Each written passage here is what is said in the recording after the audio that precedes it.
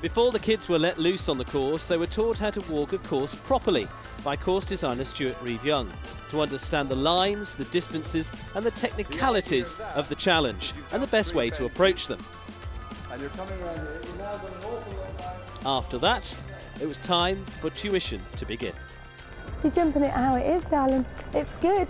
It's all ready for you. It's all perfect Alice size. Good.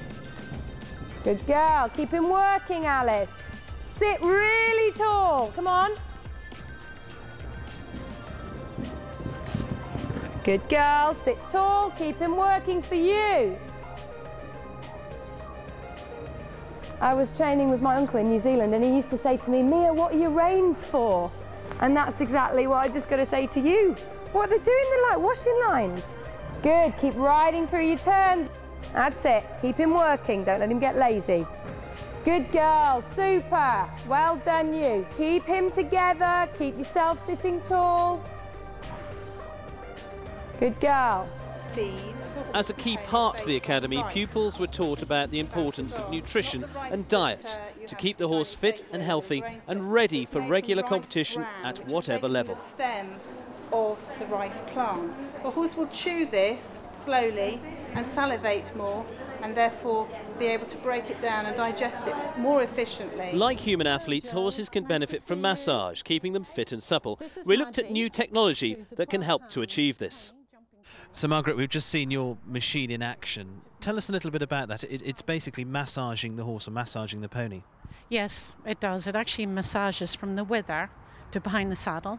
Tremendous number of horses, and especially horses that compete, do suffer from back pain. It could be quite a low grade, but it would be enough to affect performance. So yes, the massage pad is brilliant at actually improving flexibility and improving muscle tone.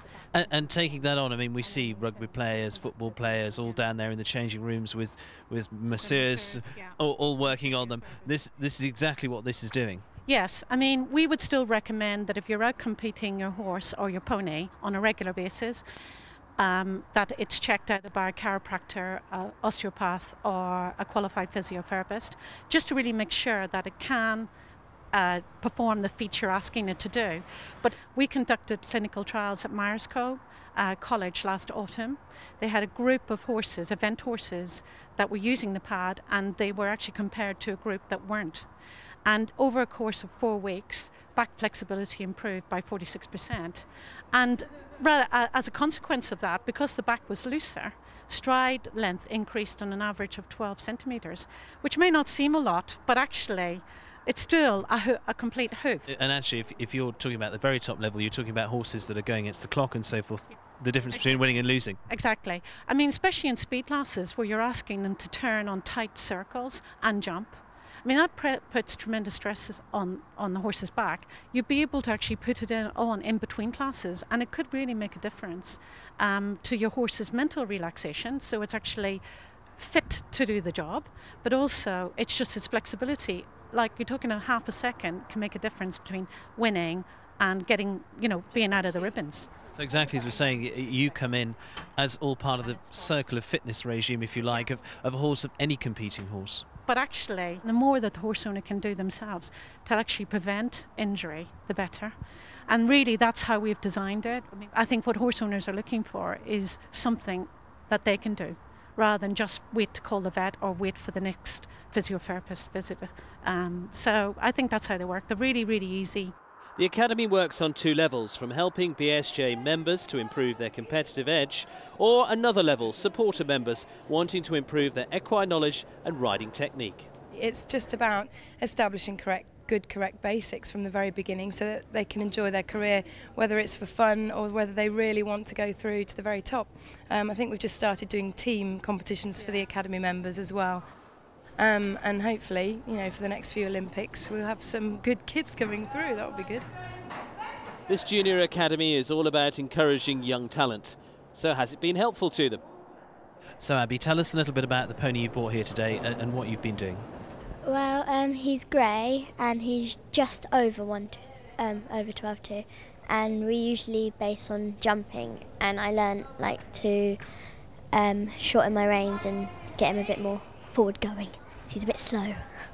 We did a course of jumps, and jump around twice, and we put them up in the second round. And what did you learn today? To shorten my reins a bit and keep my pony bouncy.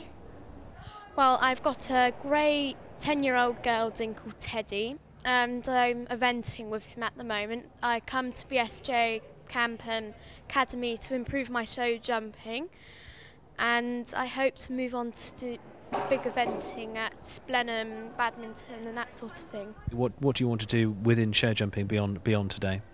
I want to try and improve my riding and how my position is and try and get with it, because I've only just started, because I had a bad knee, I just started to come back into jumping again. I've learnt that it's important to have my horse's back checked up every so often as it get crooked and that sort of thing, and nutrition is quite important. And have you learnt lots here already today? Yeah, I've learnt quite a bit, and I've really improved my striding and things and everything. And how have you got on with the lessons that they've been teaching you?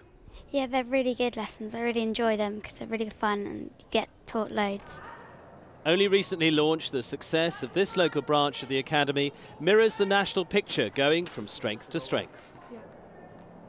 We need some more good coaches, or coaches that will work with the children, because as it's growing and developing, it's an awful lot of work. I mean, we started at the beginning of last year, well, March of last year, with 53 children. We've now got 134, so it's grown at that pace, and it's still, I'm getting new members in all the time. So we've got a lot of good coaches coming through, but it's, again, ones that want to work with children and make it fun, because at the end of the day, that's what it's all about. So this academy could be the springboard for some very talented new riders coming up through the ranks of the sports.